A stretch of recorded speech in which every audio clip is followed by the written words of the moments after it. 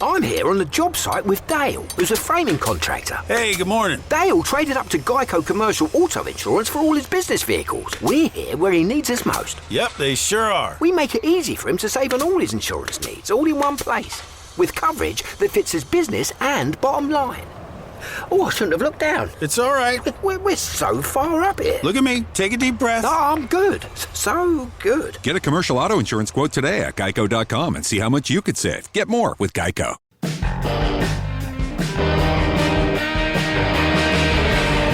Rob Van Dam! Rob Van Dam! Rob Van Dam!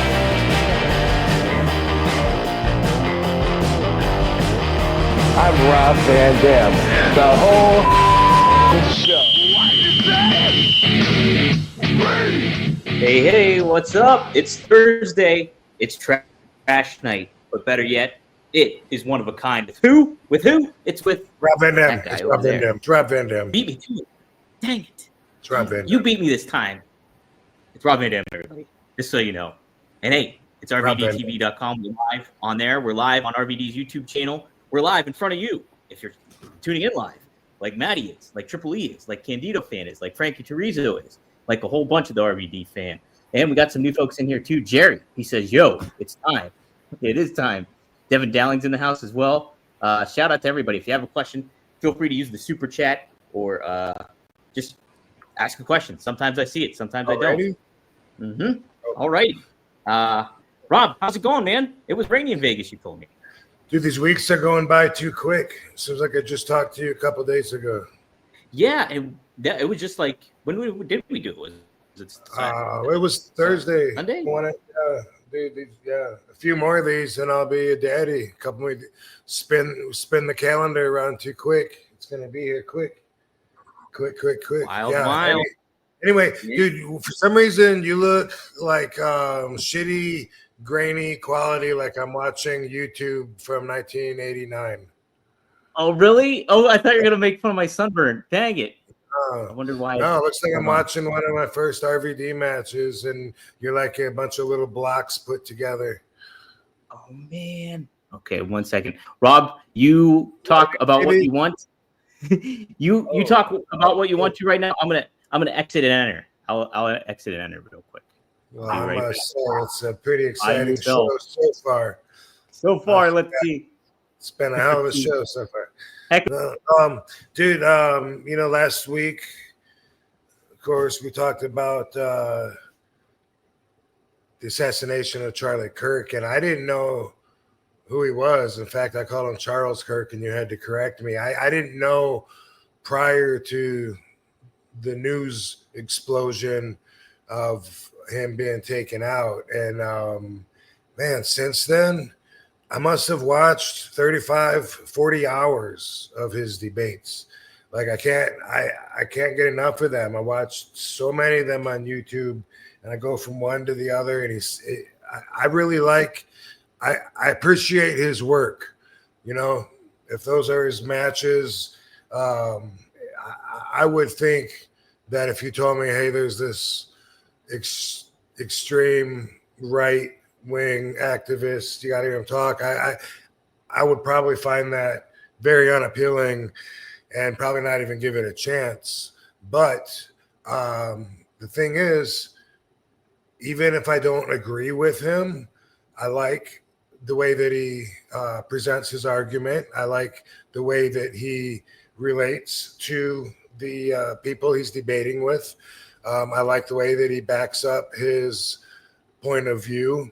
And I like that he agrees with anybody of a reasonable mindset that it's okay to have an opinion that's different.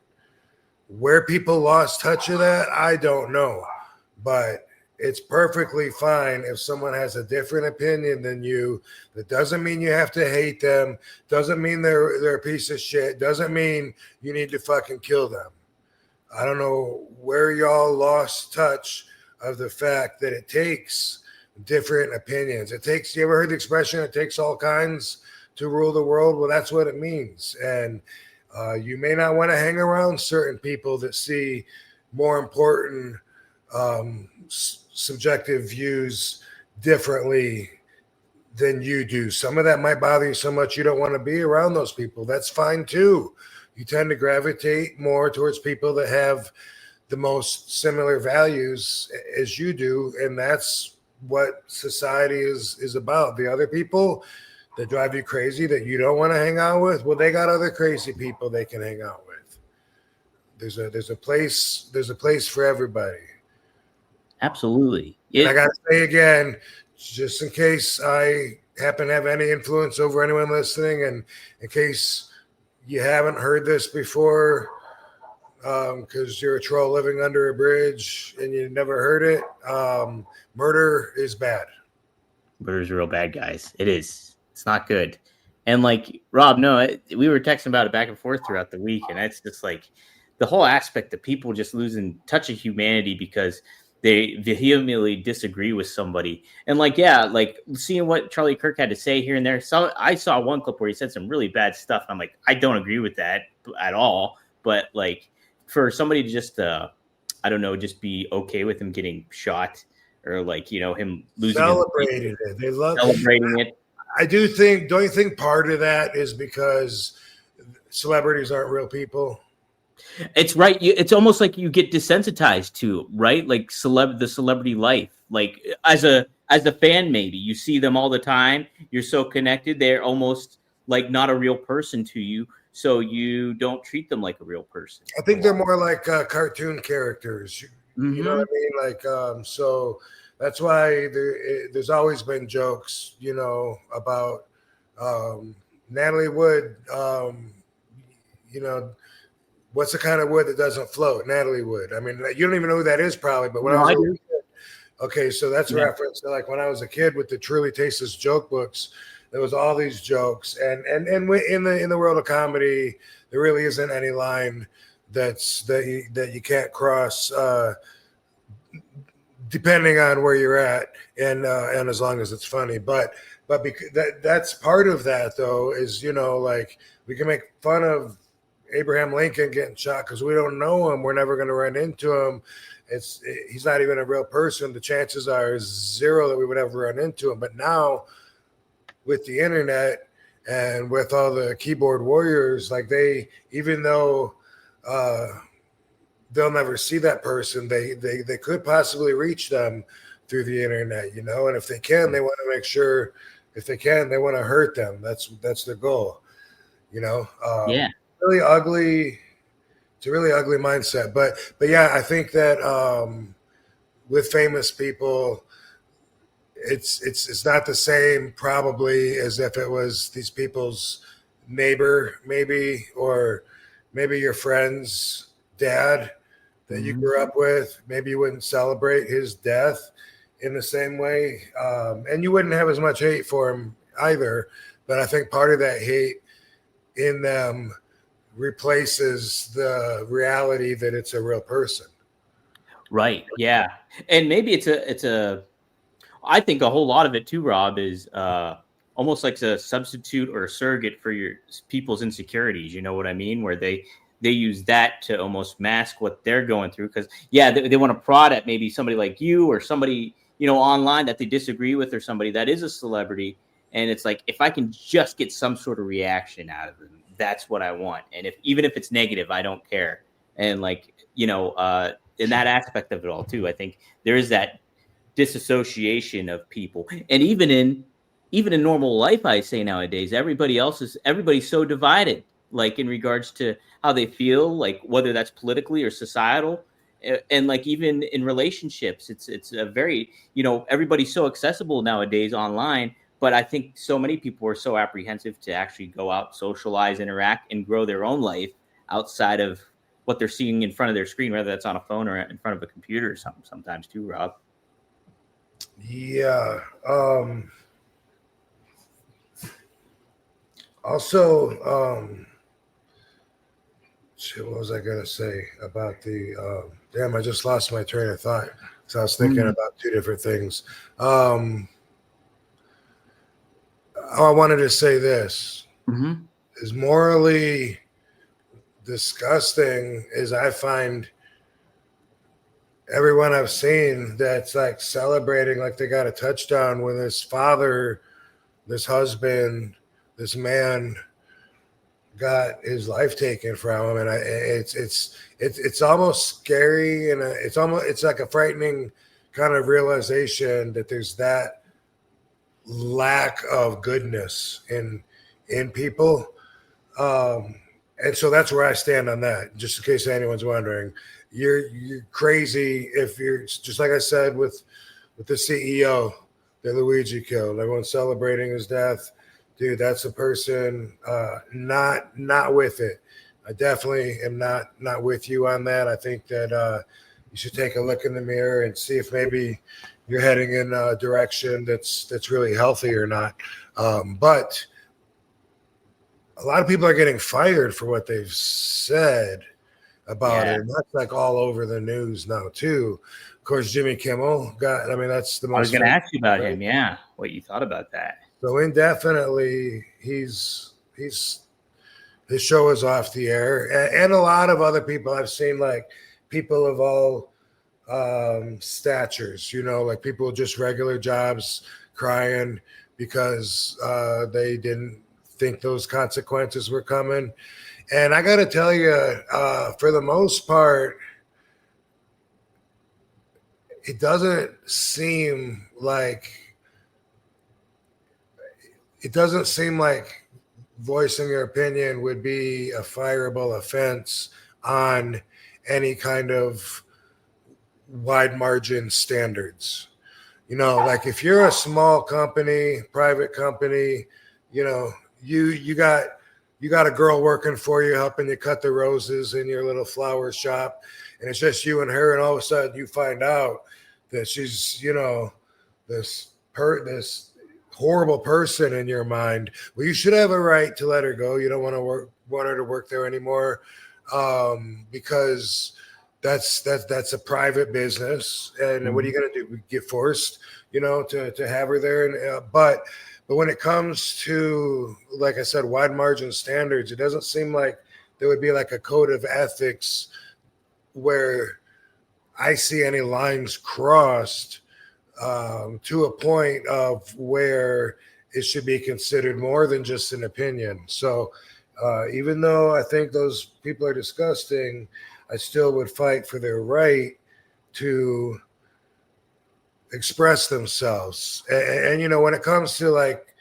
the freedom of expression, for instance, because that's going to come into play with the conversation, but that'll keep you from being arrested, from going to jail for expressing yourself, as long as you're not saying anything to incite violence, inspire a riot, or anything like that. But as far as getting fired, you know, what kind of protections do you have? If it's a union, then of course you got all kinds of protections with a union job. But if it's a job and you're just working for mom and pop, they're paying you, and then you're writing some shit. I'm glad this motherfucker's dead, and you've horrified these people to the point to where they can't look at you the same anymore, and they want you to go. Then I feel like in that situation that they should have the right. You got to go.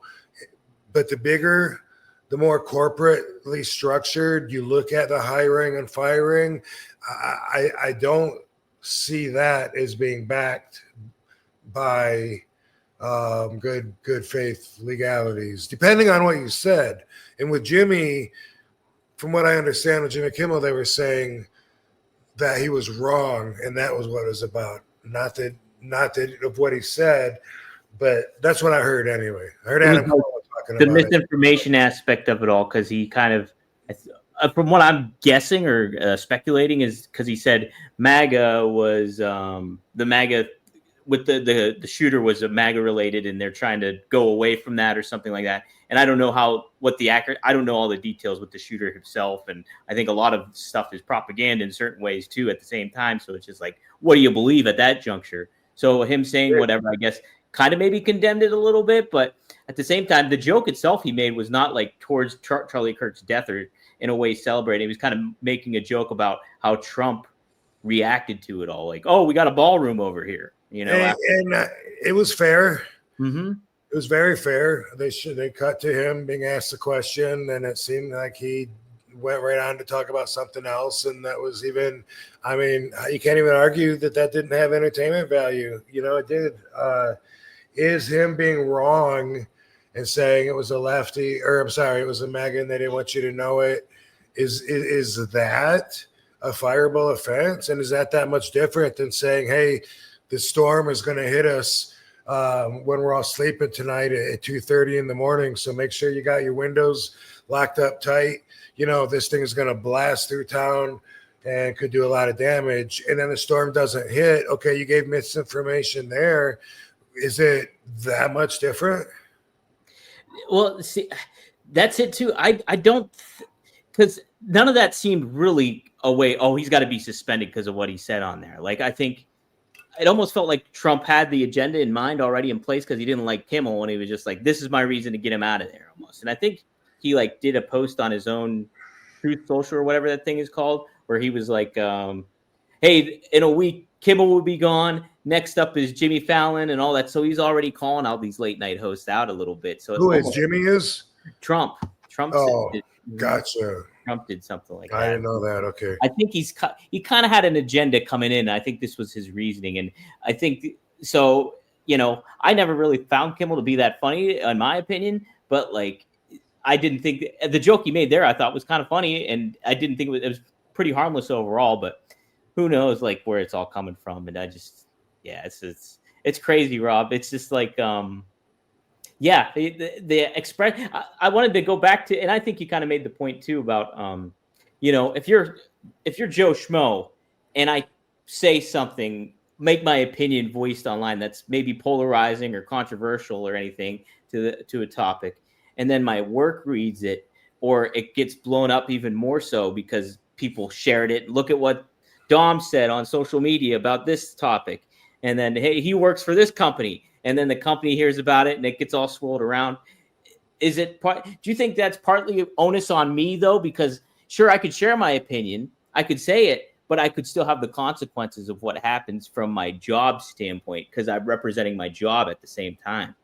Do you feel that's fair? Yeah, of course, but that's circumstantial on what your job is. And definitely if it's like a professional account or you're representing, the profession while you're posting that, then of course, outside of that though, it's almost, it's, I don't know, it almost just seems like in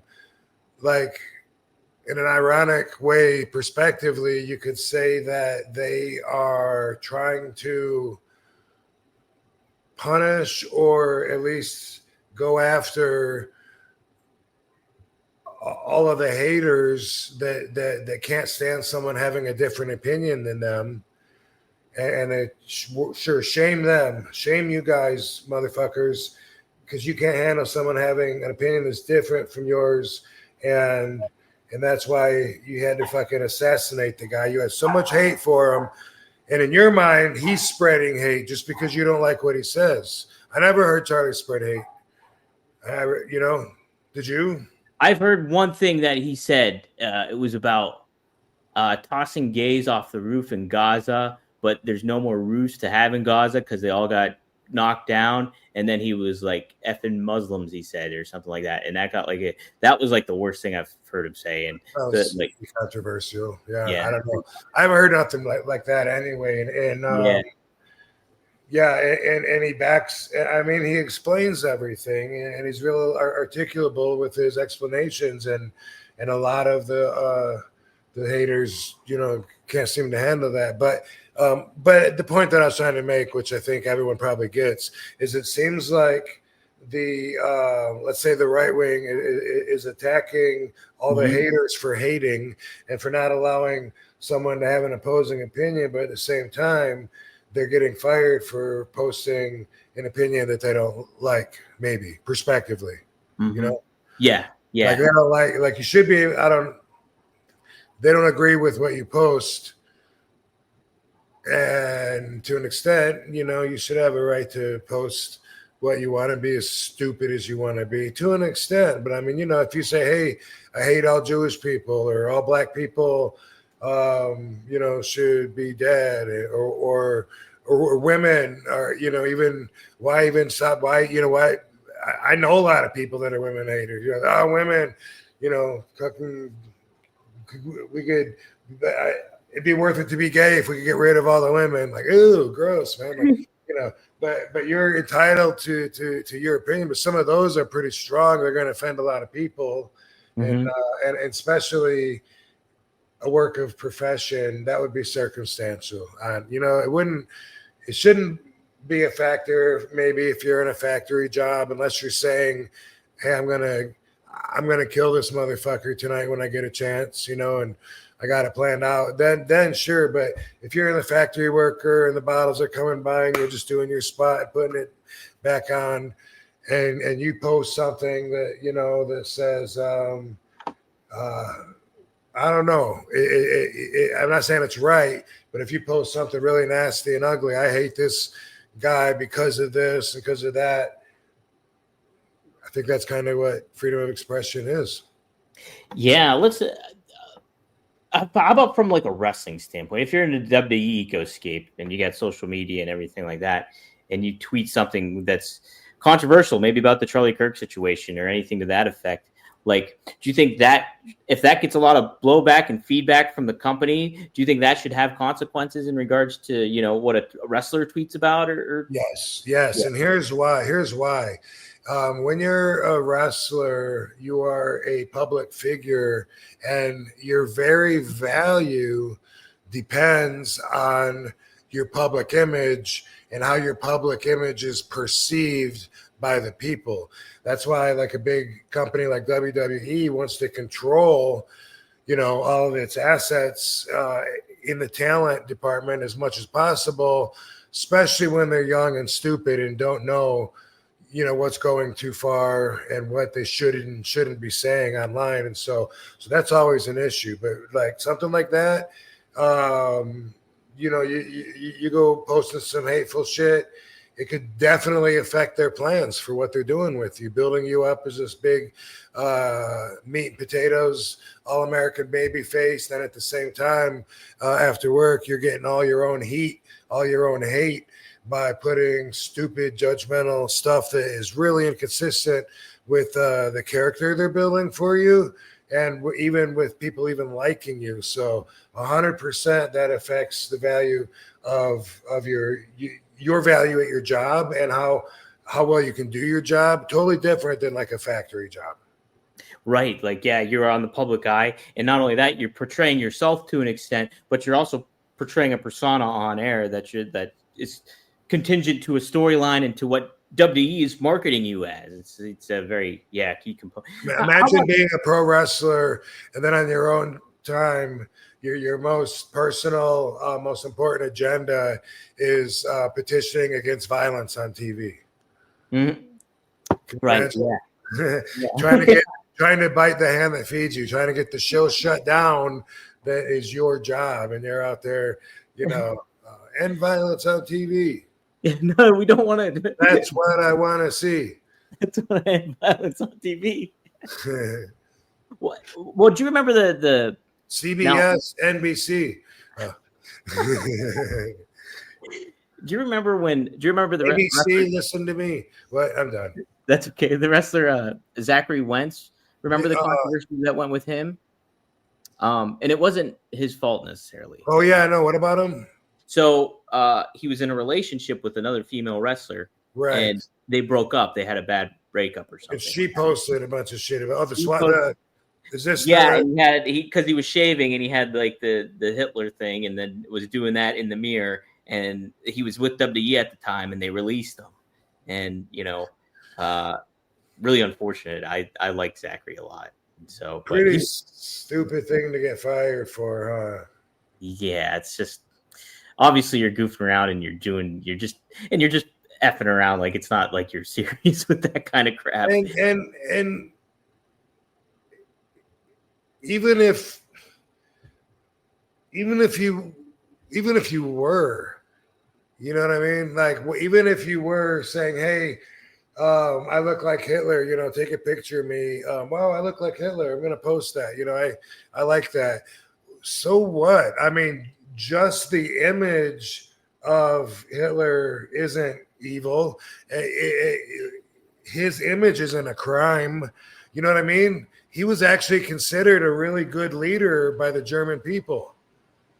Yeah, people I know it was like the cult of personality kind of thing, right? How are you just posting you doing his pose? How is that somehow sending hate into the world or crossing any kind of line of ethics? I don't get it. I honestly don't. Is he paying tribute? Did that somehow hurt the Jewish people somehow by him posing like Hitler? I really don't. It would be one thing if he was serious, like if he was serious in his convictions about it, like he was a Nazi or something like that. But it's just like goofing around, and you're caught in a moment where, like, you know, and he didn't even share it. Like I said, his ex posted up online, and it was not even him that did it. So it's just like, so should like my friend Alf Herman never be allowed to wrestle on American TV because he's a German and he was there under Hitler's rule, and they look at Hitler like he was actually a good leader. He did a lot of good things for the German people, and like should he not be allowed to be on TV? And should we only use fake actors that portray Germans, or not even have German heels or baby faces on our wrestling programs? Like, where do we draw the lines there?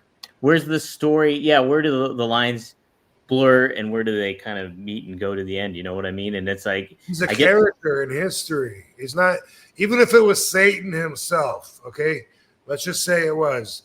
Let's say I put horns on my head and I have a pitchfork, and I say, Katie, take a picture of me. That should be worse than Hitler. It's the fucking devil. He's like the source of everything bad and evil. You know, like. But if I had that picture and that was posted on my social media, I wouldn't imagine that one of the consequences that I would lose my job over it. That'd be the last thing I'd be thinking about. Yeah, right. You wouldn't think, especially that. Maybe because I don't know. Unless it's on like a Jewish holiday, and Zach, you know, was saying, you know, hey, you know, fuck Jewish people. Oh yeah, then that would be, yeah, no way there. But I don't take it that way, and I don't know how anybody could.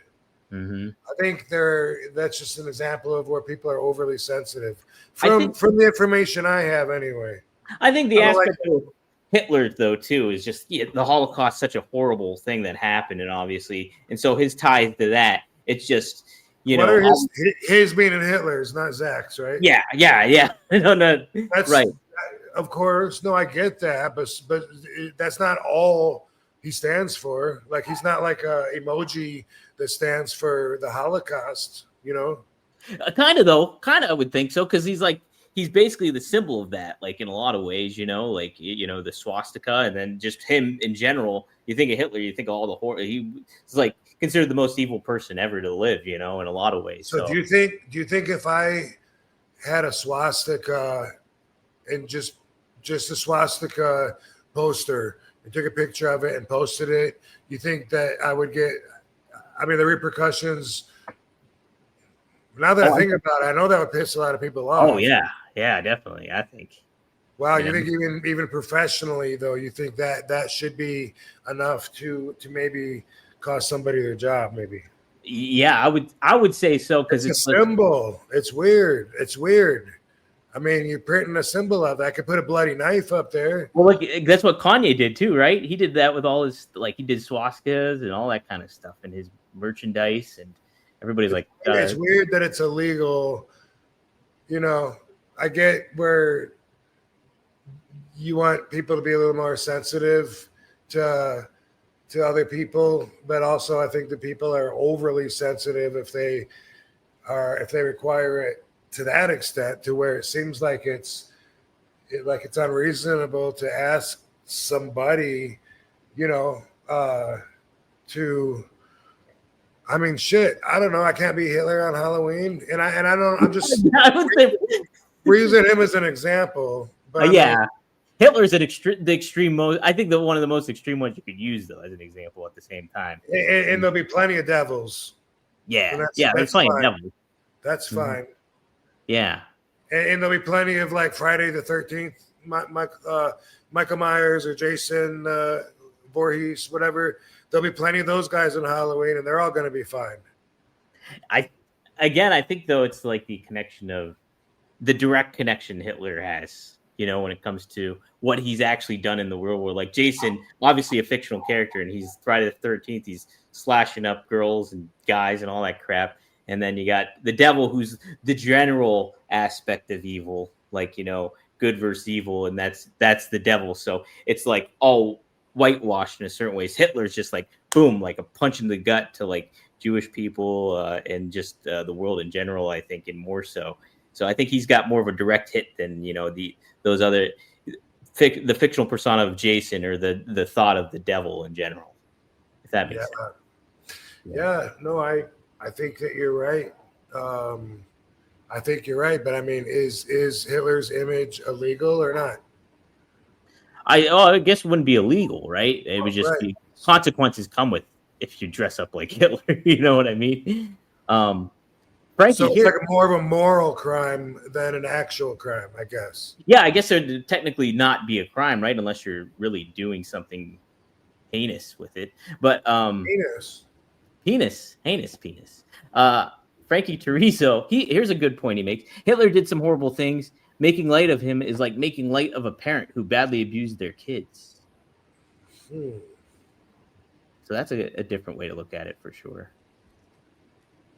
I could see that. I mean, because it's a real life thing. You know what? It's a real life thing. But also because it's a real life thing, that's why I keep going back to the respect that he earned in Germany.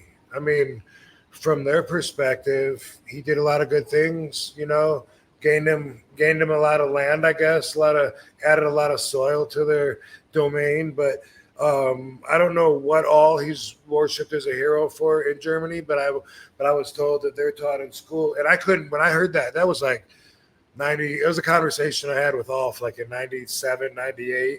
It blew my mind. I was like, what? But he killed all these fucking people, man. And at first, like, it made me mad at Alf. You know what I mean? Yeah, right. Then I realized, well, that's definitely not his fault. And then I opened up my mind enough to really take in what he was saying. And okay, yeah, if you're over there and he was one of your guys and all of his efforts were for you, then I can see where your opinion of him would be skewed. But of course, you're going to say, but everyone should know that it's wrong and immoral to do what he did and round people up and mass execute him like that, regardless of who you're doing it for. And there's that too. But I mean, it's strange that there's not even room for debate on something so vague as just a picture doing the salute, or it's to me it's like dangerously protective of that violation. To like, it really treads into, I feel like, our rights. Is it stupid to do that? Yeah. It's illegal? No. But if you do it, you're going to lose. Just like the Charlie Kirk thing, where a lot of people are getting fired and stuff, and it might not be illegal, but the bosses of those jobs are definitely looking at it as if it's immoral by their values, and that's all they need to hear. I'm here on the job site with Dale, who's a framing contractor. Hey, good morning. Dale traded up to Geico Commercial Auto Insurance for all his business vehicles. We're here where he needs us most. Yep, they sure are. We make it easy for him to save on all his insurance needs, all in one place, with coverage that fits his business and bottom line. Oh, I shouldn't have looked down. It's all right. We're so far up here. Look at me. Take a deep breath. Oh, I'm good. So good. Get a commercial auto insurance quote today at geico.com and see how much you could save. Get more with Geico. Yeah. And like, obviously Zach was just doing it in jest and like in a, like a private moment where he's having fun, and, then it gets posted online. So, and thankfully he's like, with TNA, and he's doing a good job there and everything to that effect now. But I think with I know that's happened before, where there was just a swastika. One of the girls, I don't know, I think Seth used to date her. She was really hot. I remember that. I Bridget, can't remember the girl's name though. Can't remember the girl's Yeah, name. she's dating another girl or married to another girl or something. And Oh, okay. yeah, And I know she, that about her. But I can't think of her name right now. But same. I remember that was Heat too. Like something in the background. I think that was it did. Well, didn't Ludwig Borga didn't he have like the SS on him somewhere? Yeah, somehow that. Not. I mean, I remember them talking about it on the Dark Side of the Ring episode, but I don't remember how big of a problem that was for him. Yeah, right. I mean, like some of that stuff is. Oh my gosh, it's just crazy to think about all that. Who? I mean, I guess he's like walking around with a KKK tattoo. You know, like you go to certain places. You know, they're gonna want to smack you probably in certain neighborhoods. Oh, for sure, right? You know, it's just it's a wild thing to like who with how society is and everything to that effect. Guys, enter the room dick first. Big Dick Dudley dick first. Blue Chew isn't just a tablet, it's a cheat code for your crotch. Stronger, harder, longer lasting, like someone gave your downstairs a pep talk and a gym membership. Blue Chew is the original brand offering chewable tablets for better sex. Guys, this isn't about performance, this is about legacy or third legacy. Give our group chat something to talk about. You know, when you lay it down, they're talking about how it gets up. Nothing makes you more of a legend than a little Blue Chew. Discover your options at BlueChew.com. And we got a special deal for our listeners. As always, get your first month of Blue Chew free. Free. Just use promo code RVD at checkout and pay $5 for shipping. That's it. Join Blue Chew's mission to upgrade humanity one thrust at a time. Head to BlueChew.com for details and safety info. And big thanks to Blue Chew for sponsoring One of a Kind with RVD. Spark him if you got Smoke them up if you got them, gang. Smoke them up if you got them. Wow, what an interesting conversation. I didn't know we were going there. Hey, we got Maddie has a bunch of chats in here. Let's see which ones to hit first. We'll do this one. Maddie versus Mr. Marijuana. Thank you. RVD's dream WrestleMania opponent. One more time. If you had one more WrestleMania opponent, there would be one you'd want to take on, Rob, in particular. Well, the obvious answer would be Sabu if I could pick anybody. Yeah, that'd be a great one. Heck yeah. Yeah, and then considering that he's not an option, I don't know, man. I was kind of looking forward to the possibilities of having a return match with Cena because that match was just so standoutish and the crowd was so awesome. It'd be cool to see what we could do revisiting that scenario in 2025 or if we're talking 26, whatever. But, you know, some scenarios did go through my head when I was thinking about trying to manifest that or see if that was even something that was realistic, you know. And then when I talked to the office and they liked the idea, then I was like, holy crap, you know, that's like wow, like what would that be like, you know? And that was before he switched heel. So then once he switched heel, would that have mattered? Because the crowd would have booed him anyway, especially if it was Philly or one of my ECW haunts. I would have been the babyface anyway. So maybe him turning heel wouldn't have even mattered, or maybe that would have been a factor. I don't know. But anyway, you know, I usually don't do fantasy matches or whatever, but since that was the most freshest on my mind, I'm going to give you that as an answer. Yeah, you and Cena, I mean, even if he was a heel, I think that would have elevated things a little bit at the time because, I mean, people want to cheer for you. People do like to cheer for Cena, particularly because it's his farewell tour, but at the same time, too, he was being a heel and he could get illicit booze. I think, yeah, depending on the environment itself, like if it's Philly or somewhere there, man, yeah, that would make some good stuff, Rob, for sure. So, could have been cool. Could have been cool. He does follow up with RVD versus Ray at WrestleMania in Vegas. That would be sweet. That'd be really sweet. And then he said, did Eddie ever take Sabu on? And yes, he did, Maddie, as Black Tiger. In Japan? Japan, yes. YouTube Chris actually has it up on your channel, up on RVD YouTube. So if you're done watching, once you're done watching this, tune into that. Boom. Yeah, Perfect. yeah. But you and Ray would be good, Rob, in Vegas. That'd be an awesome match. Yeah, I've only had the one singles match with him, and that was when it was ECW versus SmackDown, right before we started the ECW TV under the WWE's umbrella in 2006. And yeah, I was plugged into my original self. I was so happy to be there representing ECW. I had that indestructible feeling that I seem to be describing a lot, but that was the mindset that I was in. Anything goes. This is up to me to show off, entertain the crowd, using the chair, using whatever was at my disposal, and that was a lot of fun. And I've always loved working with Ray as my tag team partner as well. So good dude. Great, dude. Great. How do you remember when he wrestled early days in ECW too, and when he was so young and everything to that effect?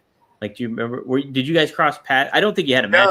Yeah, no, you'll like this. In the ECW arena, especially back when it started and had a lot of growth ahead of the company. The 2300 arena is a building that they actually use to store floats in it for this parade. The Mummers Parade, yeah. And that's what the building was used for. And so, like, when we wrestled in it, it was like there was a big section that was like petitioned off where we had our ring, the crow's nest, the bleachers, all that shit. But if we had to go to the bathroom, we would cross through that partition into the warehouse. And then there was a porta potty like you would see at a construction site that was in the middle of this big open space in the warehouse part. And that's what we had to do to go to the bathroom. And I had to piss one time. And so I went through the door and I'm walking back there. It's like really dark.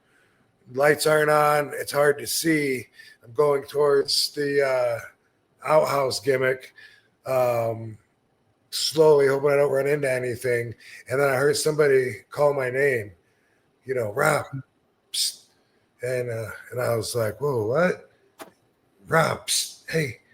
And he goes, hey, do you like smoking weed? And I could smell it, and it smelled like so strong, like way better than the weed that I was smoking back then in '96.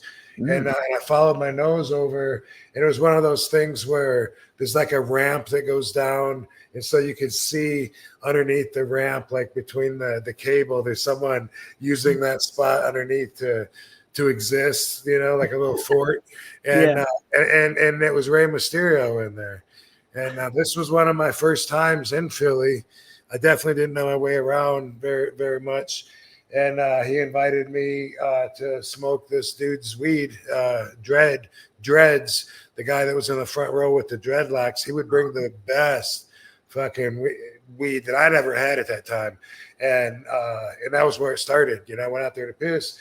And then I was smelling it. And Ray was like, you smoke? I was like, fuck yeah, I smoke. And smoked with Ray and with Dreads. And, this might have been my second, third, maybe fourth time in the Philly arena. It was one of the very first.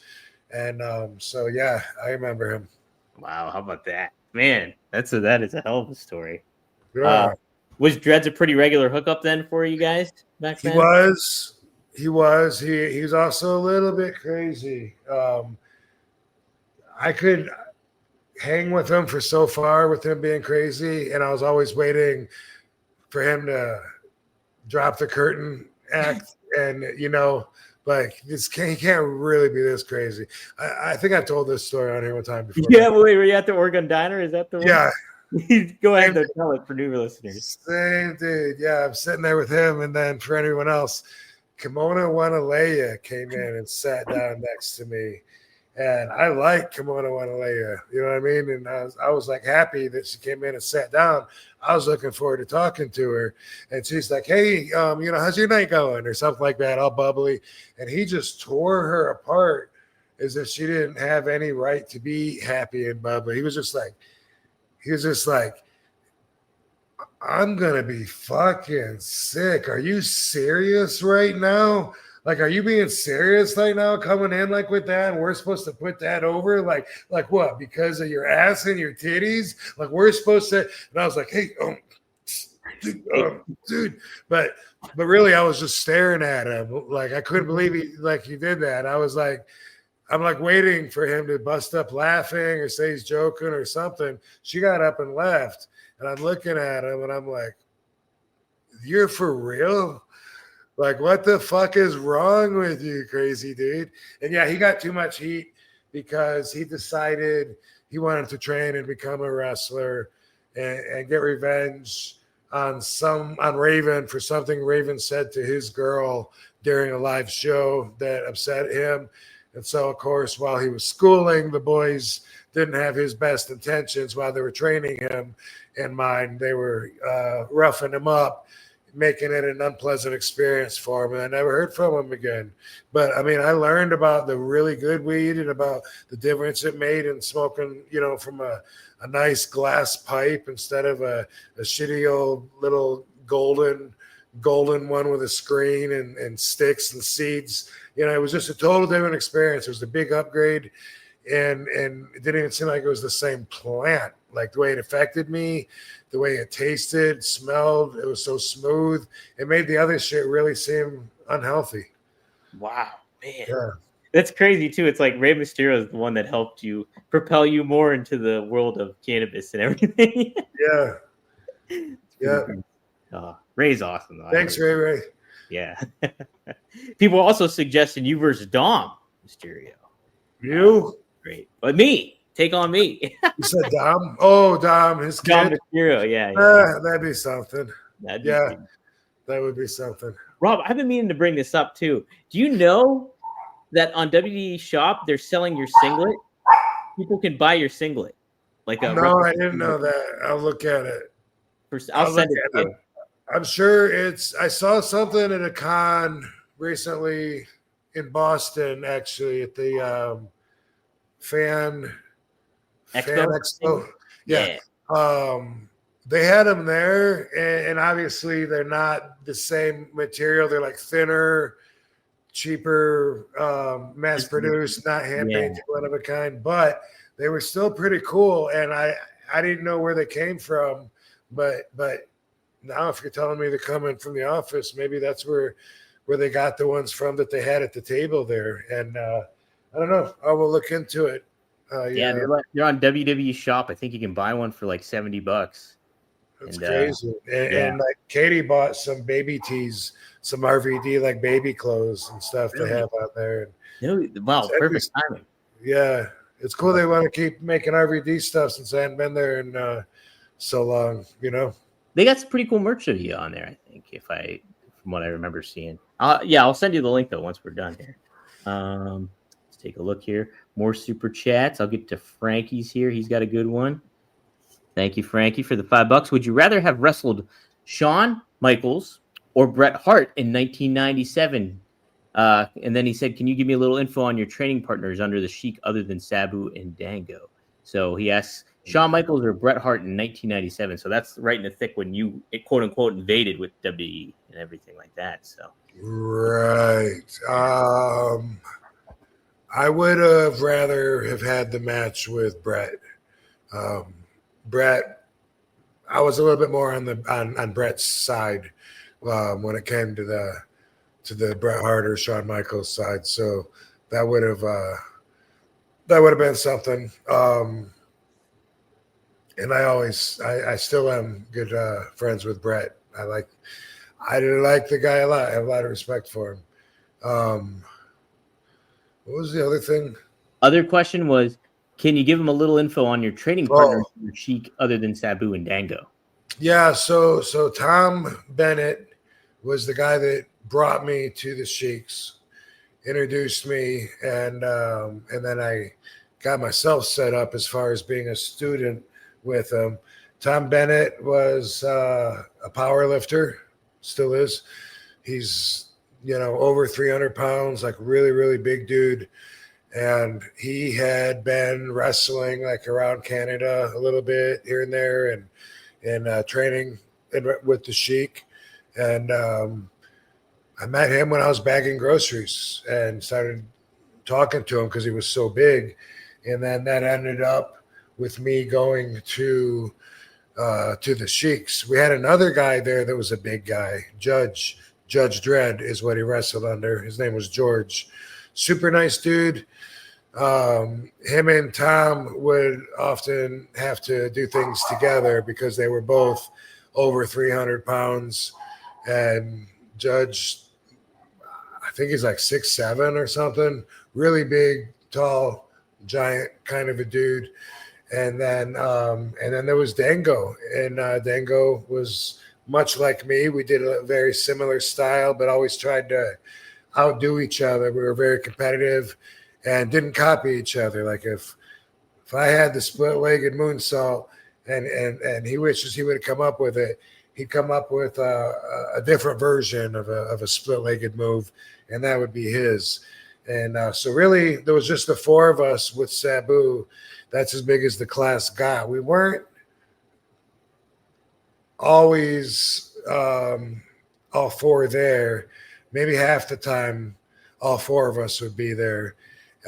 Sometimes it would be just me. Sometimes it could be me and Dango and Sabu. Could be any combination, really. But a lot of times I remember I went by myself with Sabu, especially when Sheik was gone. And I didn't know at the time why, but that's when we moved the ring from Sheik's backyard to Sabu's backyard and continued the training. That was a lot of my memories was in Sabu's backyard and us pushing the envelope, trying to get higher and higher and higher off the top rope, trying to not protect ourselves with moves that needed to look unprotected to get over. Just the four of us, and once in a while someone else would float in, like Joe Bruce from ICP. Sometimes he would come in for like a day, and then we wouldn't see him again for months, and then he might pop up again. Could be at either of those places, or it could be at a ring of mine in Battle Creek. Even Al Snow came with him, I think, one time. And there was always guys like that would come up just once in a while.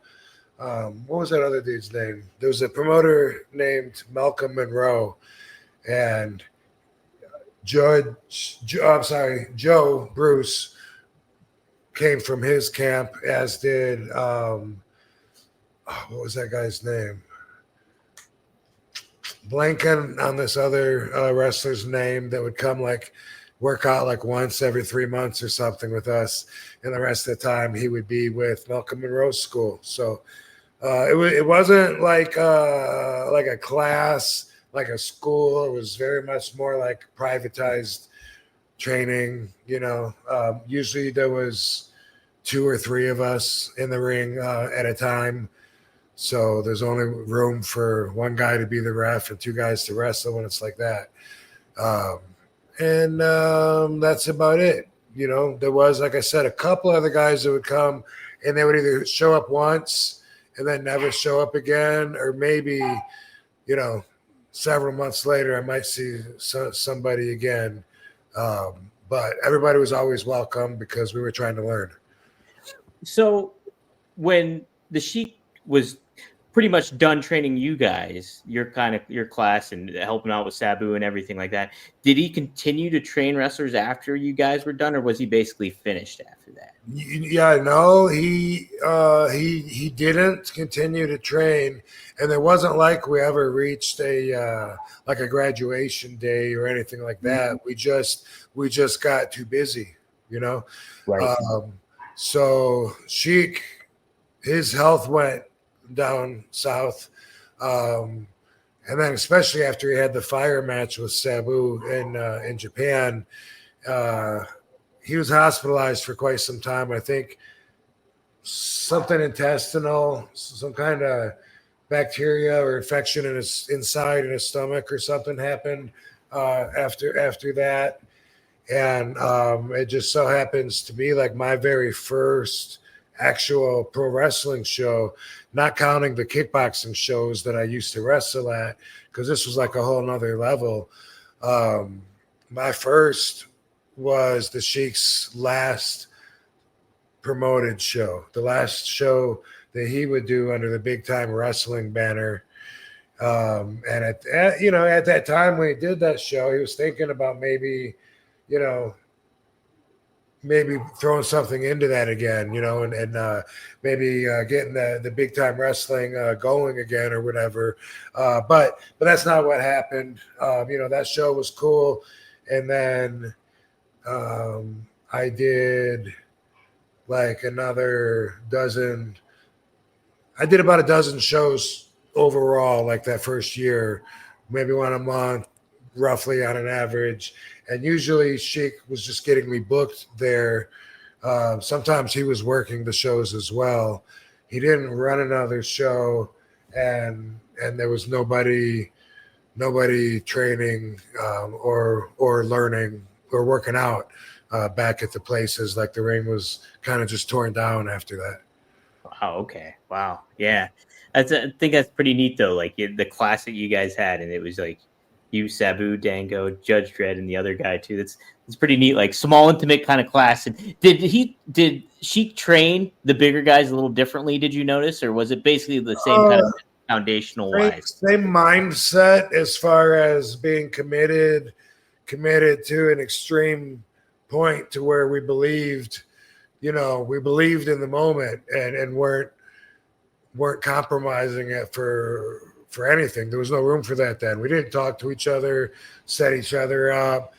We weren't even allowed, to be going up the top rope and stuff. Like we could have done it if we were quick enough and could make it look like the guy wasn't waiting on us. But that was like something really daring to do back then because of us being in the moment and the necessity put on us by the Sheik to be in the moment. But besides that, big guy moves,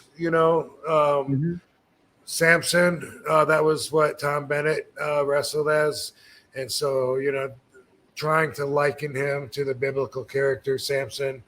I remember Sheik kept wanting him to, before he did his finishing move, which was like an upside down bear hug that Tom was using, Sheik wanted him to let everybody know his finish was coming by pressing the pillars apart, like Samson did. Oh, yeah. Yeah, when Delilah. What's that? Samson and Delilah. Yeah, and he pushed the pillars. It might have been Samson. It might have been Gomorrah that he was destroying. I'm not sure, but it was. I think you're right. I can't remember. I can't remember. But you're right. Place came tumbling down. Right. So she kept wanting. I remember he kept wanting Tom to get that down where he's pressing on him, and it was so funny for us. We were goofy anyway, in a goofy age, me and Dango, but we loved it when somebody else would get made fun of, like by Sheik, because then we would have that material forever and ever and ever. And like if he said something to Tom about you don't look like a muscle man, you look like a bloated cow. He goes, so put your chest up. That would be like gold for us, running into the ground like forever. And I remember him saying something to that effect with Tom, because he was saying that Tom's, the way that he was posing, his belly was like kind of relaxed and his back was arched so that his stomach was sticking out. And Sheik said something making fun of him. And man, we loved that. We thought that was so funny. But over and over and over again, he kept having him, only to get to the point where Sheik was like, got to the point of satisfaction where Sheik said, okay, work on it more on your own time. All right, we've shown enough. Frankie adds that Sodom and Gomorrah were cities that got destroyed while Samson pushed the pillars of a temple. So I don't know if there was a specific... Okay, yeah. So So yeah, they got destroyed, I think, a different way, but I'm not sure how. Yeah. Sodom and Gomorrah was like, I think Sodom was that the one where they turn around and turn into salt? I think Yeah, that's right. yeah, That's I right. think that's the one there. Yep. Interesting. Oh, cool. So good questions there, Frankie. Appreciate that. Maddie adds, if TKO wants money, they should book RVD a championship run with the Roman Reigns schedule. Roman Reigns had a pretty good championship schedule last year and stuff. So, yeah, that would definitely be a way to make some good money is get RVD a title run. Sounds awesome. You know, as I sit here right now, I don't know what I'm going to do as far as if I'm going to return and wrestle more or just keep extending my time off, you know, indefinitely and not wrestle more. And I just, you know, listening to clues from the universe. Sometimes they do offer an inconsistent direction that makes me think a little more into how unsure everything is. But one thing that I know is that the guys now are making like they're paid like way different than they used to be back when we did it, you know, and that's really cool. I feel like glad we were able to do our part to get them where they're at right now. So of course I'm not bitter about that. I'm happy for them. And then having said that, you know, if I end up still continuing to whatever extent in the business and then actually experiencing that, then that would be a pretty cool full circle kind of validation, confirmation, winning kind of thing to happen as well. I'm here on the job site with Dale, who's a framing contractor. Hey, good morning. Dale traded up to Geico Commercial Auto Insurance for all his business vehicles. We're here where he needs us most. Yep, they sure are. We make it easy for him to save on all his insurance needs, all in one place, with coverage that fits his business and bottom line. Oh, I shouldn't have looked down. It's all right. We're so far up here. Look at me. Take a deep breath. Oh, I'm good. So good. Get a commercial auto insurance quote today at geico.com and see how much you could save. Get more with Geico. Yeah, absolutely. But whatever, we'll see. Yeah, see how it goes. This kind of Maddie's other question here ties into this. Should WrestleMania Saudi Arabia have a twin U.S. show like in Boston? Last week you talked about it, and I forgot to follow up on it. But I thought you made a good point. Like what they could do was like almost like a WrestleMania 2, where you have WrestleMania take place in Saudi, but then you also have a portion of the show take place in the United States somewhere.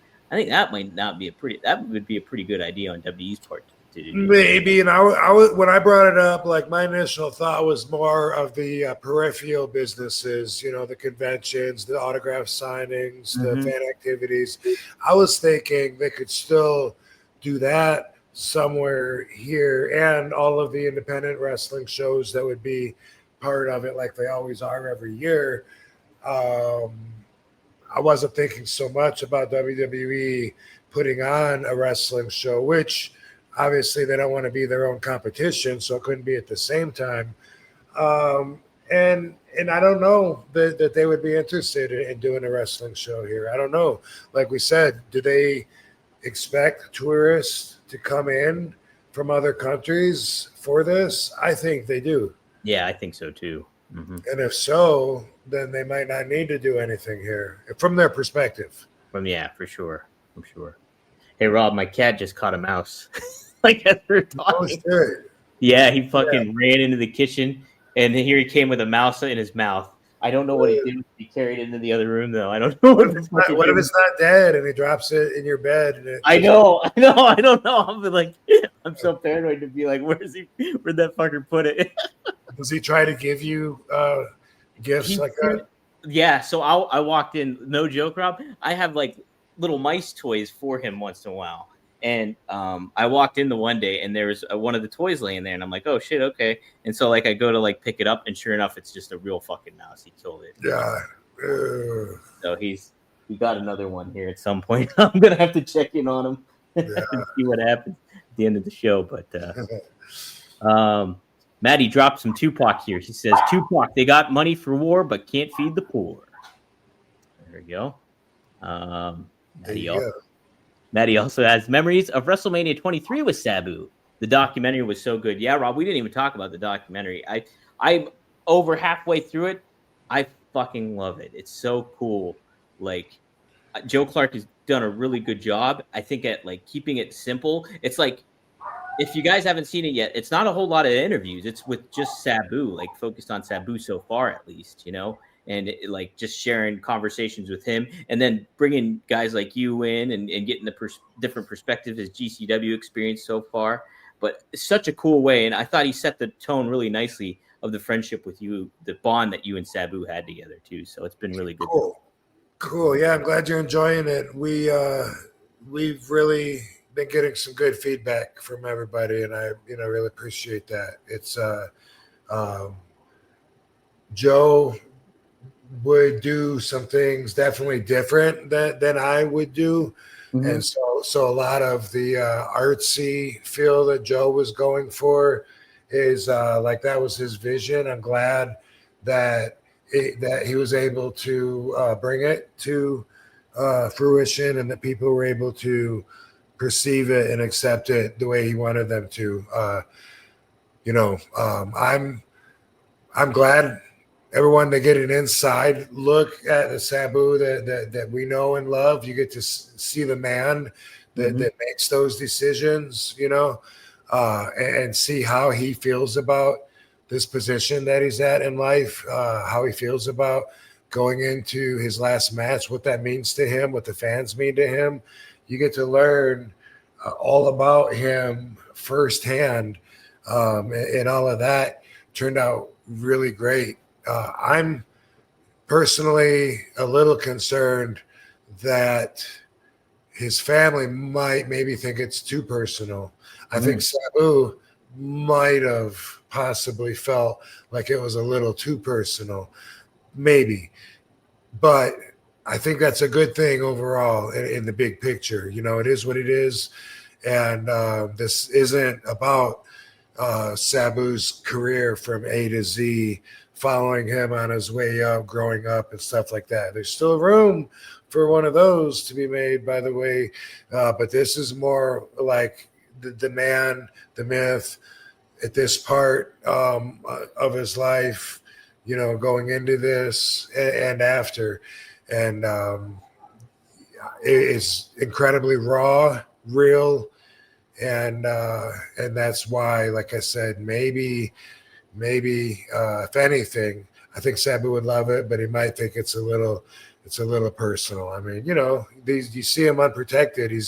You see him sleeping in bed. I mean, how much? Sure, yeah. How much more down can your guard get than that? Right. Yeah. No, there's a lot of like moments in the hotel room and stuff you see. It's a very like look into Sabu the person at that juncture and everything to that effect, and what he, his thought process. It was cool to just see how, and he said like some of the stuff that he said was just so smart, like from a life learning perspective. I think like I wish I could pull the lines out that he was mentioning, but just some really, really good stuff. It really makes you appreciate Sabu more, and it is a good. I think if you're not a wrestling fan and you were to watch that, I think Joe does a good job at kind of introducing Sabu as, wow, look at this person and what he's doing and what this pro wrestling genre means to him as his art, and so to speak, and everything. And what he means to the pro wrestling art as well. Absolutely, yeah. Right off the bat, without seeing, 40 years of his career, right off the bat, you just know this guy's been places. He's been, yes. That's the character we're dealing with. Yeah, absolutely. Because there's little footage of him in ECW, WWE clipped in, Japan clipped in, so you get like a little bit of a resume of what Sabu's done if you were not familiar with wrestling or him or for that juncture. So I've really enjoyed it so far. So yeah, I hope the family does enjoy it too when they do. Well, I'm sure they've seen it. Have they? Do you know if they've seen it? I haven't talked to the family yet about if they've seen it. It's only been out 2 or 3 days. Yeah. If you have questions too later on about the documentary, drop them here. We'll try to do we'll take a segment of the episode next week or something. Maybe we could talk about it a little bit more too, and get your guys' feedback once you get a chance to watch it. So Rob, you mentioned this last week. I think it was last week. Chelsea brings up, what type of breed are your puppies? They are so cute. What is the breed of the Barb and Lovey? Yeah, they're both. They're called Brussels Griffons. That's what it is. Brussels Griffons. Yeah. Muscles from Brussels. Muscles from Brussels. Yeah, the breed comes from Belgium, and they're always confused with or mistaken for being pugs. Like everybody, that's the most common thing people say, unless they know, oh my God, it's a Brussels Griffon. But otherwise, they usually say, is that a pug? What is that? So they got to be related, but we love them. They're great dogs. And what's funny about dogs is the things they have in common just naturally. Mm-hmm. Yeah. Like we got them from the same breeder, but they're totally not from the same actual dog mom. And they're not the same age. Barbie's 4 and Lovey's 1. But anyway, some of the things that are interesting that one does, they both do. Like they love footwear and feet. They love to come over and lay on your feet, and they take our shoes out the doggy door all the time. And another thing is they rest their chin. Like if they want to look at you, they'll put their chin like this. Either it could be like on a cushion of the couch, or it could be on a box, could be on your shoe. But they do that a lot of times. They put their chin on something and rest there while they're looking. And dogs are amazing. It's amazing that like that certain breed has these commonalities that they all do. And then you look up a different breed of a dog, it has its own, circle of random quirks. That's amazing how much personality they have and in common too. Right. Well, my old dog I used to have was a Husky Shepherd mix. And so the Huskies are really like stubborn, or like they're good escape artists too. So like they'll climb fences and everything like that. And sure enough, my dog Jody, she used to do that all the time. And like she'd get out and be like, holy shit, we got to go find Jody. Yeah. Definitely different characteristics. Dogs like Boston Terriers are so smart. Yeah. Mm-hmm. They all seem to understand when you're talking to them. They just look at you and they're like decoding your words as you're speaking. I get what you're saying. I understand. A lot of dogs, yeah, German Shepherds are smart, obviously. Oh, yeah, German Shepherds for sure. Hey, what do you say? I'll tell you what you say. You say perfect. I say Gene. We say perfect jeans. It's fall. Fall is coming around, right? Fall weather brings some good clothes out, especially if you're going through the seasons and stuff like that. You're in an area involved in the seasons. You want to look good, even if it gets a little cooler, a little less hot. And but you still want to look hot. You still want to look good.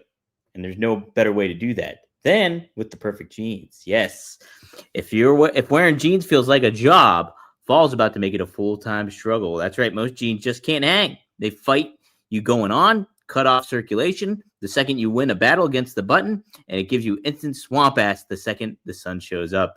Look, let me say this too. The pair of jeans I have on right now are not the perfect jeans. And I literally trying to climb on my bike. Like I'm like nearly falling over because they don't have the stretch and the durability and comfort that the perfect jean has. Well, the perfect jean is here to end your denim difficulties with jeans that make getting dressed feel like one of those, damn, I look good, I didn't even try moments. They're made with super soft fabric. That blend makes you say, holy shit, the second you slide them on, and still stylish enough to idiot-proof your fall wardrobe so you'll always look put together. No fashion sense needed. That's right. They got 4-way dynamic stretch so you can effortlessly leap over puddles or get on your bike and haul ass to catch your 7 a.m. train to work. Lightweight so you won't be baking on the bleachers at your kid's ball game during the hottest time of the day. With reinforced seams and YKK zippers, you'll never have to worry about being caught with your fly down or embarrassing crotch blowouts. That's right. All these other pairs of jeans, crotch blows out, hasn't happened once with my pair of perfect jeans. So you got to do it. You got to do it. It's finally time to stop crushing your balls in uncomfortable jeans by going to theperfectjean.nyc. Our listeners get 15% off their first order, plus free shipping, free returns, and free exchanges when you use code RVD15 at checkout. That's 15% off for new customers at theperfectjean.nyc with promo code RVD15 After you purchase, they'll ask you where you heard about them. Please support our show and tell them that we sent you. Fuck your khakis. Hey, get the perfect gene. Oh, yeah, Maddie did bring up memories of WrestleMania 23 with Sabu as well. Well, there's only one WrestleMania with Sabu, so of course that was the new breed against the originals, right? Yeah, I think that's, yeah. How did he feel about being in that big platform kind of spectacle of WrestleMania? I'm trying to think of what stood out, because it's so weird when you're inside of the Sabu bubble at that time. You're not thinking like, fuck yeah, I made it to Cobo Arena and 60,000 people. Instead, you're thinking like one of the things he was thinking was like, fuck, I hate working with this motherfucker. And for some reason, Elijah Burke had a lot of heat with Sabu. Really? The Pope? Yeah. Yeah. He's a good guy, but he would get heat naturally with the boys in ways that people from out of the business wouldn't really understand. Uh-huh. You know what I mean? Just being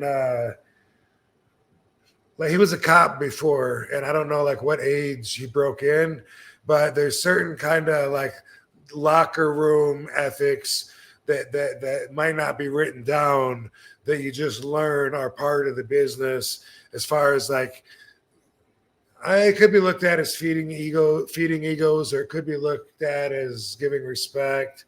But, like when young guys that are green and haven't been anywhere, like when they start saying, man, I want to power bomb you off the top rope and I want to do this and this and this. That's just an example. I'm trying to capture that vibe that I'm and whatever it was, I think Sabu thought he was a stooge too, but he would talk about him a lot. But a lot of that, I think, was just a distraction, so Sabu could talk about something because he hated the monotony of being at WWE.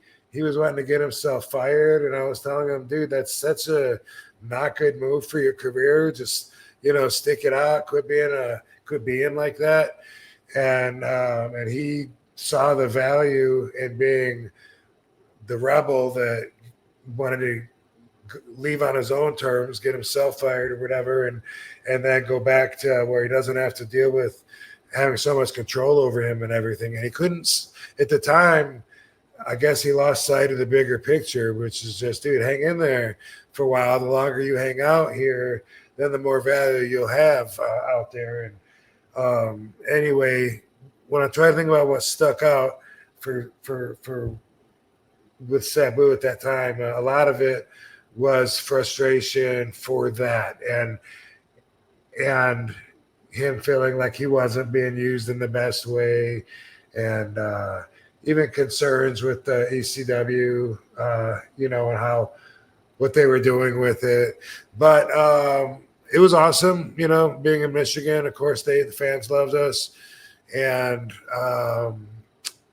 I loved teaming with Sandman and with Dreamer and Sabu. I mean, those are my boys. So, looking back at it, what more could I ask for? And I think the finish was RVD over with the 5-star frog splash. So a pretty good moment, especially because most of the time it felt like they were trying to get rid of the originals and bring the new breed in. That's what it felt like they were doing to us. But not on that night. Not on that time around. So it might have been frustrating for Sabu in like that time period and stuff like that. But how much did you enjoy having Sabu in WWE at the time with you? I enjoyed it a lot. It was like whenever, it was awesome throughout our careers. Whenever we could cross paths and then be in the same place at the same time, it was always awesome. And WWE, like that's the top. That's like like come on, bro. Like let's make the most out of being here, and the sacrifices that it would take didn't seem worth sacrificing to him at the time. So that's too bad. You know, I would have liked for him to have learned to adapt and learn to work it out and get his flowers, you know, what was due to him eventually through the business. And it wasn't going to happen. It was always trying to hold on to him and keep him from running out the door, like pretty much the whole time, it seems like. So he wasn't happy there, you know. He had been out. He had been made himself self-made for too long to be able to adapt real easy. You know, it wasn't easy for me. I was a lot harder to control than I would have been if I would have went 10 years earlier or something. I already had my values set and was stiff on certain things, whether it was morals that I represent or whether it was what I would do and what I wouldn't do. You know, it's like, look at it this way. The longer, what was that? I think Lovey just knocked something down. The longer in life you're single, I think this is true whether you're a female or a male. Into your 20s, you know, settle down someday, mid-20s, into your late 20s, you really start learning to live on your own, taking care of number one, and you really start learning the values of that. And then your 30s, well, really, the longer you keep going being single, the harder it's going to be to adapt to being with somebody else and to find somebody else that's going to be a compatible match to you now, as developed as you are now at this point in your life, having been single through so many of your adult years. That's how it is with wrestling too, you know. Maybe that's why they grab them so young, because I wonder that sometimes when I think about how immature I was in my early 20s and think about how many people they have in that age group and seeing them, you know, like at that awkward place in life, trying to do the right thing, which, what does that mean at that time? Balancing, accomplishing what you said you were going to do, at the same time, being humble and respectful enough to where you can learn what you need to and have the doors open for you. And all of this stuff, it's not the same when you're younger. When you're in your early 20s, you're a lot more moldable, adaptable. You're a lot more like empty water. And then the longer you go, that water is filled with all kinds of things that you've collected along the way. It just, the more solid and full you are, the odds are against you finding someone else that's full and is into the exact compatible things that you're into that are important enough to make the relationship work. I feel like that's true I feel like I've been talking for 20 minutes. Anyway, that's true with a romantic relationship. That's true with wrestling. It's true with any relationships. When you're younger and still learning everything, you're a lot more flexible than you will be when you've already learned a lot of things and have certain things that you say no to. Yeah, that's a great point, Rob, too. It's just like I've been single for quite a while now at this juncture, but I'm used to being on my own and stuff like that. But when it comes to getting into a relationship, how is all that gonna, will their values align with mine, and how much am I willing to adapt to theirs, and vice versa, so to speak? So it's pretty interesting to think about, for sure. Think about all the living things, that could be like, what a couples fight about, leaving the toilet seat up, little things like that, crumbs on the kitchen counter. It could be like little things like that, but you could be very particular in the way that you like a lot of things at this stage in your life, having kept yourself organized and, using a formula that got you this far. So if someone all of a sudden says, hey, I'm going to trash the place with 50 cats, it might be kind of hard to take. But it doesn't mean it can't happen. It just means, the longer you go, the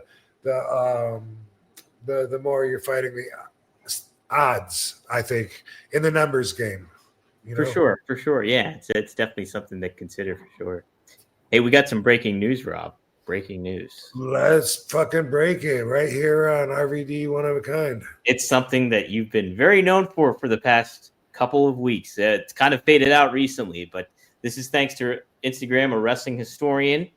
Thanks for the $5. Raza Jackson has finally been arrested. He's booked on a felony charge for assault, and his bond has been set at $50,000. This is from TMZ. Wow, that just happened today, I guess. That just happened like 30-something minutes ago, where it broke on TMZ at least. Wow. All right. Early this morning, so you're right. So it learned that the 25-year-old was taken into custody early in the morning and is booked on a felony charge. Jail records show he's currently still behind bars. Yes, being held on $50,000 bond. The arrest stemmed from that ugly incident at Knox Pro Wrestling event in LA. So, wow. Very ugly. Lots of ugly news lately. Oh, yes. It really is. Sometimes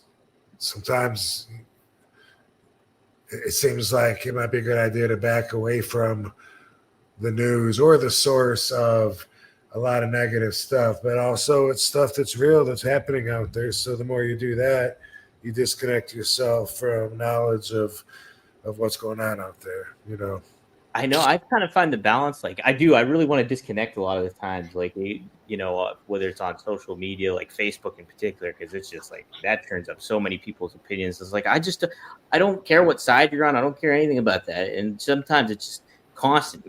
You're just getting hit with it. Barbie, she doesn't care about all that stuff. Yeah.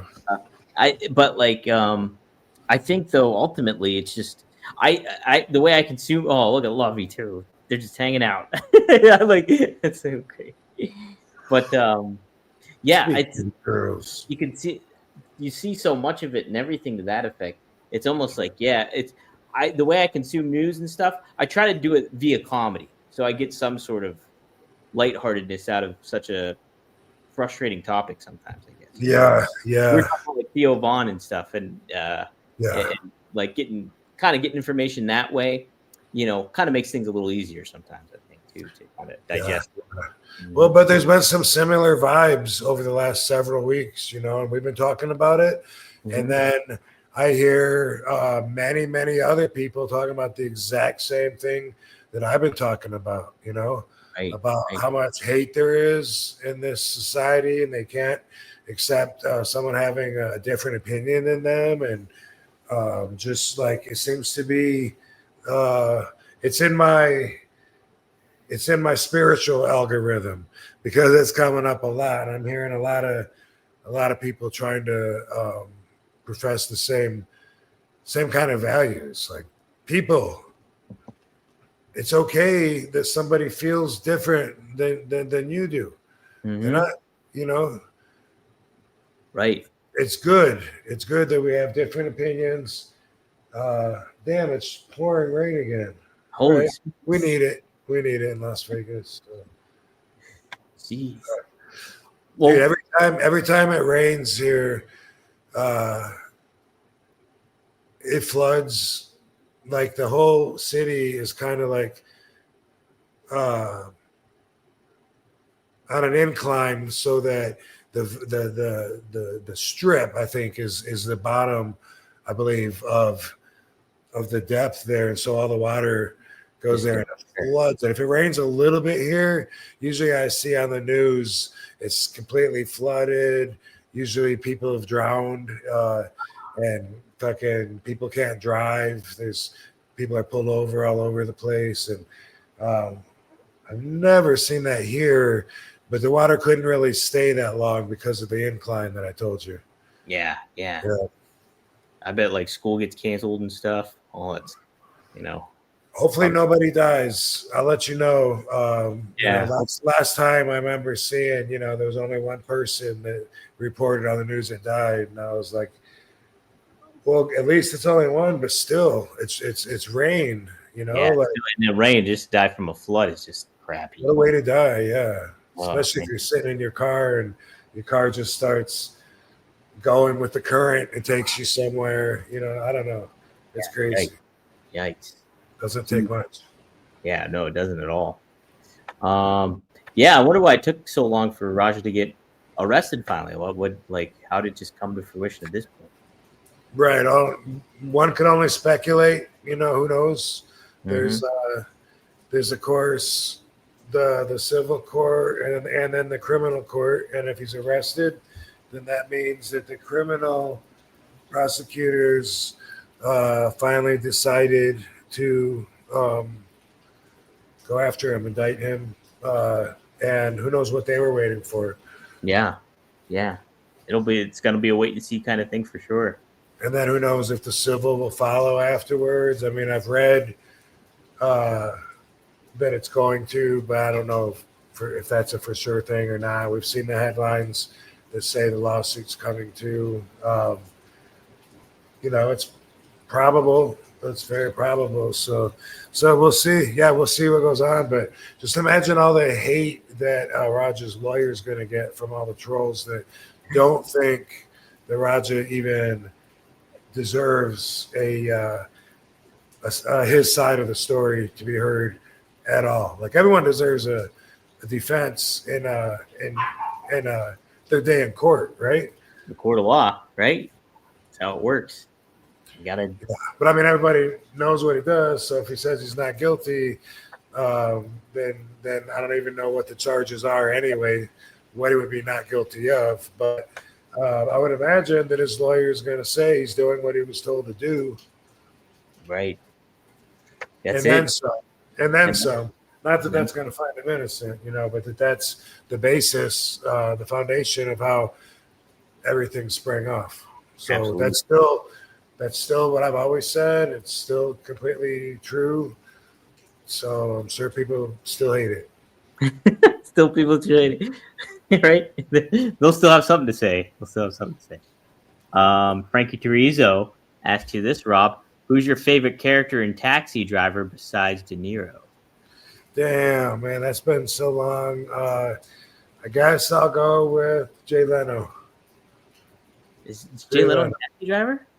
Pretty sure he's the one that he went and kidnapped. I've never seen Taxi Driver. I've never seen it. Yeah, he's a taxi driver and he's fantasizing. He's a super mark. I actually started writing a script years ago. I do that sometimes, and I have like little things, and then I think maybe someday I'll get back to it. But it's probably been 20 years. But anyway, some of it was inspired on that. Some was also inspired on The Fan, also with Robert De Niro. Baseball movie. I love that. Wesley Snipes is in it too. Yeah, it's a great movie. Actually has the same vibe. This guy is a little delusional. The taxi driver, he's a delusional fan that's, fantasizes that he's got this real relationship the way that they do with celebrities. And it's Jay Leno, and he wants to, him and Sandra Bernhard come up with a plan. They're going to kidnap Jay Leno and do what? I can't remember what they're going to do with him after they kidnap him. Force him to spend time with them. I don't know if there's more to it than that or not, but yeah. Wow. Sandra Bernhard too. I'm going to say her and then Jay Leno. Then Jay Leno. All right. I love Scorsese too. I've never watched that movie. So delusional fan, I love the fan. Like very, very similar. Both of those movies are, cover like a hypothetical situation that's out there. Yeah, absolutely. Oh, good stuff. Maddie says Sabu with his dogs. Yeah, like RVD, dogs, cats, horses. Love them all. Yeah, Sabu had those 2 pit bulls with him. Yeah. Good. So people that knew Sabu, they know that he was somebody. He was a teller a lot more than an asker, you Mm-hmm. know? And he wasn't someone to wonder things out loud as much as he was to teach. And that's just the way he's always been. And he got that from the Sheik. But he wouldn't be somebody that would say, I wonder, why when the sun goes down, this happens. He was more of a person that's like, boom, everything you do should be explosive. Boom, everything, whatever it is, boom, make it explosive. Or he was always like more of like what he said was, I'm passing this knowledge on. And the reason I bring it up is I just remember him talking about the dogs one time. He was staying at this house here in Las Vegas. He wasn't staying there anymore. Oh, he was in the movie though. When I'm at that house. Mm-hmm. Matter of fact, this might even be in the movie. I think it is. I'll be damned. Now that I think about it, I think the cameras were out, and I forgot about that because it's just me and Sabu hanging out. And Sabu talking about his dog. He says they love three things: exercise, attention, and food. Yeah. And he just said it like that was so matter of fact. They live for three things: exercise, food, and attention. And he said it as if like he'd been thinking about that, and boom, that was just the way it was. And I think he's right. I've been thinking about that. I think about that all the time. Yeah. I'm like, that really makes a lot of sense. And like my dogs love attention. I try to give them more when I think about Sabu saying that even. Yeah. Yeah. No, it's so true. Exercise and food. Not sure what order, but I think that is in the movie maybe. And that's just that's the way he was. He would when he first saw Barbie, she's got the underbite and under smile, and has that look. He was hanging out by my pool the very first time Barbie came out, and he saw her. He looked at her, and he goes, "Oh, who's that?" And I said, "That's Barbie." He goes, "You're ugly and you're beautiful."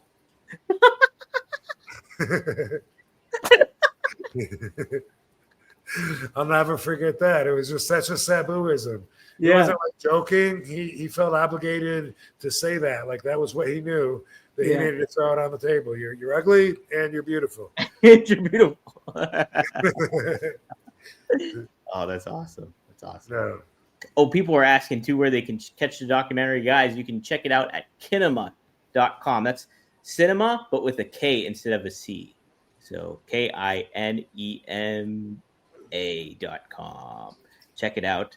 You can purchase it for $10 and watch it. And you have 48 hours to watch it once you start watching it. Is it $10? $10. Yep. Mm-hmm. So $10 you can tune in and watch it. At least that's the way I watched it. I don't know if there's a different way you can check it out, but if you go to kinema.com, you can watch it on demand there right now. Yes, Kinema needs their cut too, probably, right? Yeah, probably.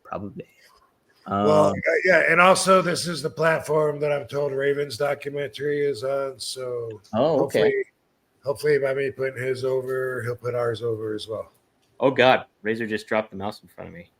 And it's still alive. Razor, my cat, he brought the mouse out and he just dropped it in front of me. Is he dead? No, he's alive. Gross, dude. He's got him again. Oh my God. Oh no. Yeah. Can you just leave him, Razor? Oh, he's taking him into the bedroom now. Wow. I want some cats, but they got to live outside, I guess. I know, right? Look at he's a hunter, that's for sure. Oh man. All right. Hey, Seth, thanks for the $20, brother. Always feeling ira, never feeling irate. Loving everyone and never dealing no hate. That's from my song Stay Cool. I learned that from RVDology. All right. Sweet. Fucking A, man.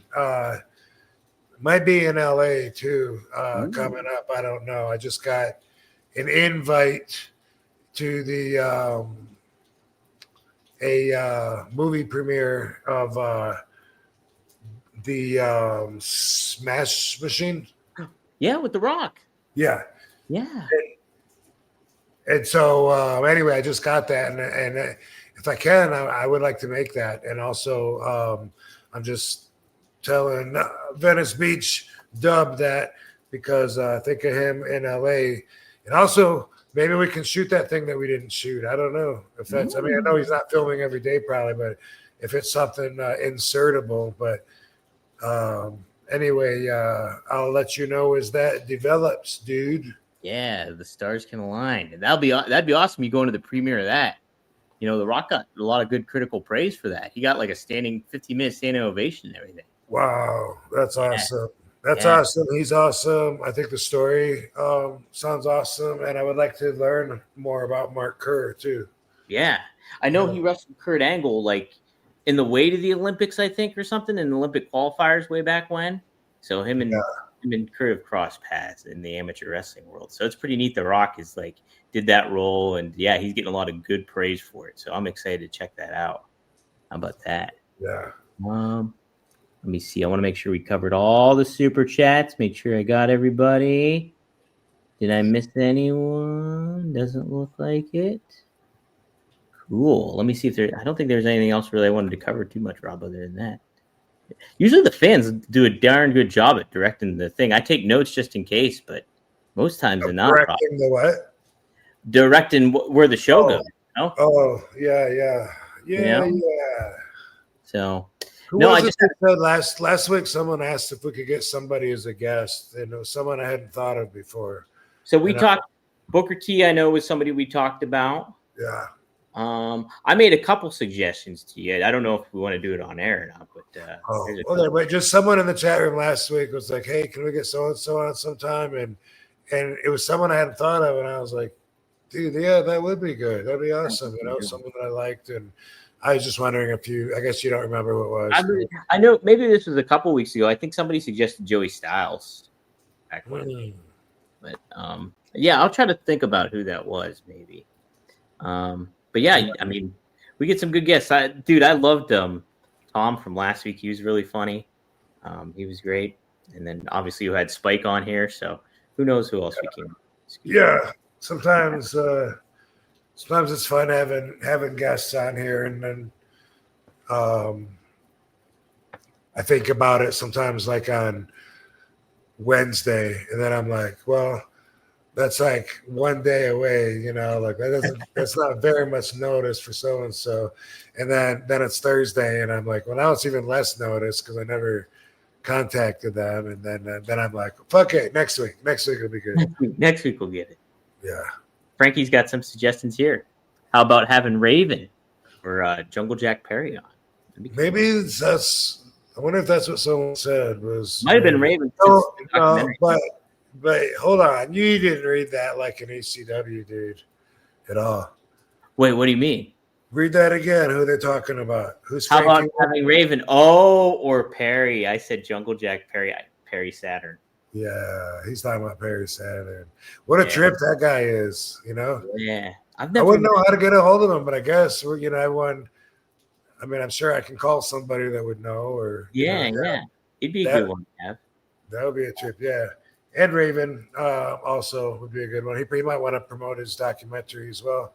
For sure, yeah. Is that out now? Do you know? That's out, and I think this weekend they're doing. It might be this weekend they're doing airing at the ECW Arena. I think.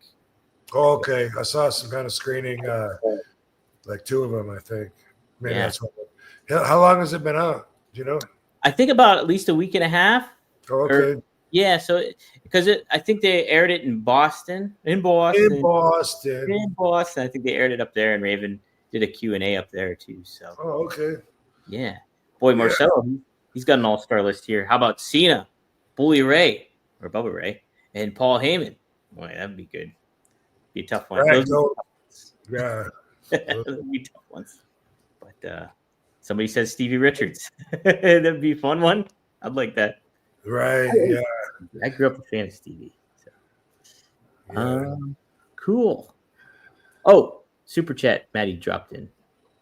RVD, have you seen Joe Hendry living with Sabu video? Did you see that little video Joe Hendry did when he was younger? No. So he did like this. It's like Joe Hendry does like music videos and stuff like that. And really, when he was early on in his wrestling career, he did this one where he was living with Sabu, and it was some guy that had like a Sabu mask on, and it was like he did like parody lyrics and stuff like that. It's pretty clever. It was pretty No, I never saw that. Yeah, that was like it's got to be way over 10 years ago or something at least. Wow. Now my friend Johnny at the Nerd Bar, he just found an album online, a Sabu album we didn't know existed. Really? Yeah. Whoa! How about It's that? straight up like it was like a 33, vinyl. Oh, And it's totally Sabu's face on the cover, and on the sticker inside. I can't remember what the songs are. Like he told me something about. I think I don't know if they're hard rock or punk rock. I don't know. I never knew of them, and I guess he just found out about them, and he's been buying Sabu stuff online, which me too. I think I got maybe 7 figures to go, and I'll have all the Sabu figures that I know of. So being that close, I got to finish it out, So because I inherited his, like 3 or 4 of his, and I had 3 or 4 of my own. And then now when I see him online, I'm like, damn, I don't have that one. Like that's something that's on my agenda now. So I will be a collector of RVD and of Sabu. They only made one 2-pack of you guys together, right? Was it the one at ECW 2-pack way back when? There was never a 2-pack of RVD and Sabu. There was one with the ring. That's the maybe that's the closest, and that was ECW, where me and Sabu are in the big box with the ring. Is there anybody else in that? No, maybe it is just me and Sabu. But that's the one that comes with the ring, and then in WWE, me and Sabu and Bobby Lashley have a 3-pack. Yeah. Oh, okay. Wow, that's interesting. Yeah. So there we go. I wanted to make sure. Did we get all of them? Yes, that was it for the super chat. Somebody did make another suggestion that I thought was good too. Oh, Mr. Anderson. Somebody, I guess he just returned to TNA tonight or something. Oh, really? Yeah. He's a good interview. I saw him on with Kurt Angle, and I had some email correspondence with him a little bit, but that's been it. But he could be bad. Very interesting. Yeah. Very interesting. Yeah. So I guess that'll do it, Rob. This has been a fun one. We covered a lot of good ground. My cat murdered a mouse, or is about to. I don't know. Yeah, guys, if you want, don't forget about the Sabu documentary. Yes, definitely. Kinema.com. I wasn't really sure where to find Kinema until I heard you say kinema.com, but yeah, that makes sense. I was going to look it up because I just tell people cinema, but with a K, and they say, all right, I'll find it. But anyway, yeah, I've been happy the way that it's been perceived, and like I said, there's still room to do the superstar in his career and all that. Like that's like a whole nother story. But Joe Clark and I have to talk about a bunch of projects anyway, and we always have, but it's time to tighten up and find out what our next one's going to be now. Well, let me say again, guys, like the vibe of it all, it paints a really like good and great portrait of Sabu and kind of what he's going through as he's working towards the last match, and what his thoughts about life and what he was dealing with at the time and everything like that. Really cool stuff, and it shows the bond and friendship that him and Rob have too. Rob, when I was watching it, I tried to take a screenshot, but Kinema blocks it out even if you do a screenshot. But my favorite visual was you and Sabu on bikes riding down the street, the side view of you guys. I was like, that is a fucking great shot. I was going to make that the cover of the episode this week if I can. Yeah. Because it's good stuff. Yeah, that was fun, man. We both like riding bikes. He's way too trusting. I don't know how many times he's gotten the bike stolen by leaving it outside. Really? Outside of the Nerd. Like I bring my shit inside and set it in there. Like no one's gonna fuck with it or care that I'm bringing it inside. And he leaves it outside. It'll be fine. And he had a motorbike that I think was stolen that wasn't his, that he borrowed. And I think maybe his bike. Then he got a pedal bike. I think that might have got stolen too. Yeah. Oh man. I got to get a U-lock on there. Yeah. Right. Did I tell you last week about when Sabu and I went to the Starbucks and saw the lady with the dog there? No. Just a quick Sabu story to Yeah. let you know what kind of guy he was. So we walked to Starbucks, and this woman comes in there, and she's got the cutest little dog, Chihuahua something mutt mix. And she's like, do you guys want to buy it? Do you guys, we're like, oh, cute dog. We both love dogs. We're petting the dog, getting energy. And then she's like, do you want to buy him? And we're like, what? Why are you selling them? And she's like, no, I have to. She says, it's only, she says, I need $40. It's only $40. And Sabu reaches in his wallet, pulls out $40. It's like he's got like not that much more, but he takes out two 20s and he gives it to her and he says, here's the $40, but please don't sell your dog, keep him. Wow. And I'm thinking, Sabu, she left and she went and sold that dog to somebody else and made double. You know that, right? And he's like, well, hopefully she didn't. That's the kind of guy Sabu was. So even if he would have made different decisions back in WWE and would have learned to adapt and stick it out longer, even if he would have gotten the kind of money that his star power is entitled to, he would have given it all away because that's just Sabu. Man, yeah. That's great stuff, though. Like, yeah, it's like, yeah, you see the generosity and that kind of his thoughtfulness in the documentary, too, which is awesome, too. And so, yeah, he gives somebody money there, and he's not doing that because the camera's there. That's the way he is. He does that all the time. But I remember one of the scenes, like it's just like a quick thing. If you don't catch it, you don't catch it. But he's like walking by, someone asks for money, and he's like giving him money. And it's not like Sabu's living in the Tyson mansion. You know what I mean? Yeah, no, for sure, right? But no, God bless Sabu. That's awesome. Yeah. All right. Cool, man. Appreciate it once again, Van Dam fam. Remember, murder is bad. Hating is bad. That's it. Hate leads to murder. Those are negative terms, everybody. Negative terms, yes. Mm-hmm. That's right. So thank you all for tuning in. We'll see you next time here. One of a Kind with RVD. Be sure to subscribe to Rob's YouTube channel. Be sure to subscribe to RVDTV.com. If you like what we're doing there, you can sign up and become a member. I do match reviews. I'm going to do a match review. The one you mentioned last week, Rob, will you versus Chris Jericho? I'm going to look that one up and do a little match review on that. So that'll be the next one up in line. So, but we'll see you all next week. Thank you all. Thanks, Van Dam fam. Thanks, Dominator. Peace out, hoes. Peace up, 8-Town down.